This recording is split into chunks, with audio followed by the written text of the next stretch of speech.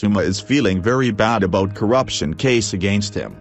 Former South African President Jacob Zuma speaks to his legal team in court where he is facing charges that include fraud, corruption and racketeering in Pietermaritzburg, South Africa, May 24, 2019. Former President Jacob Zuma's lawyers portrayed him as a financially drained, hated and ashamed man in court this past week, saying the drawn-out court matter against him was taking its toll. But Zuma appeared confident as he arrived at the Pietermaritzburg High Court every day in a dark luxury vehicle marked presidential protection, as supporters jostled to catch a glimpse of him. In court, the aging former statesman was described as a hated man with a ruined reputation who was being denied the right to a fair trial. We sometimes forget that Mr. Zuma is a human being. He is a grandfather. He is a father. He is a brother.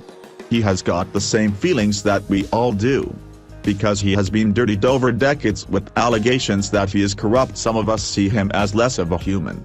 He is feeling very bad about the continuation of this matter. He has shame and pride, his attorney, Daniel Manshaw, told Times Live on Friday shortly after arguments in Zuma's application for a stay of permanent prosecution ended. But Zuma didn't appear ashamed as he walked confidently into court on Monday morning, where his son Jacob Zuma, who is fighting his own legal battles in a culpable homicide case, sat in the public gallery with some of his father's staunchest allies like Karl Niehaus and Black First Land First leader Anton Satama. He displayed the same confidence when he walked out of court on Friday after his advocate, Muzi Sekakane, argued to introduce a letter written by former prosecution's boss Sean Abrahams, which Zuma believes would help him to avoid facing 16 charges that include fraud, corruption and racketeering. We hope that the court will read the letter and see it for what it is. It is black and white. It is coming from the National Prosecuting Authority, not from us. They, themselves, believe that there is political interference. That is why they directed the Hawks to investigate certain prominent politicians, not only for political meddling but for corruption and racketeering, Manshaw said. Sekakane told the court that the letter spoke of bribes, former President Thabo Mbeki and ex-Justice Minister Pietermaritzburg. He argued that the state could not deny that there was political interference when, as late as March 2018, Abrahams was asking the Hawks to investigate claims made by former Thiele's lawyer Jostled that Mbeki had allegedly instructed Magina to drop the charges. Jostled claimed that Magina was allegedly paid €50,000 for his part in dropping the charges. We sometimes forget that Mr. Zuma is a human being. He is a grandfather. He is a father. He is a brother.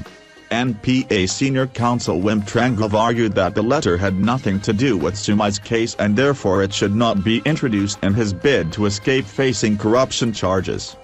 Ailes is accused of agreeing to pay Zuma an annual $500,000 bribe for protection from an investigation into the controversial multi-billion-rand arms deal. The alleged bribe was facilitated by Zuma's former financial advisor Shabir Sheikh. Trengove accused Zuma's legal team of obtaining the letter unlawfully as the document was privileged. Trengove told the court that it must have been leaked from the NPA or Hawks and asked the court not to allow Zuma's legal team to submit the letter.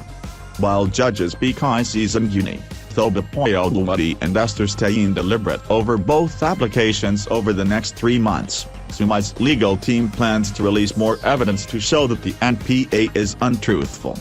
As Zuma took the stage to address his supporters on Friday afternoon, Manshaw said, "Wait and see.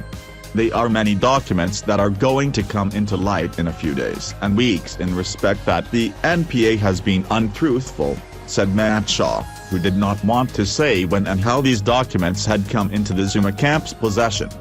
"We have to make further applications. We will do whatever we have to do in terms of our laws, to bring those to the attention of our courts."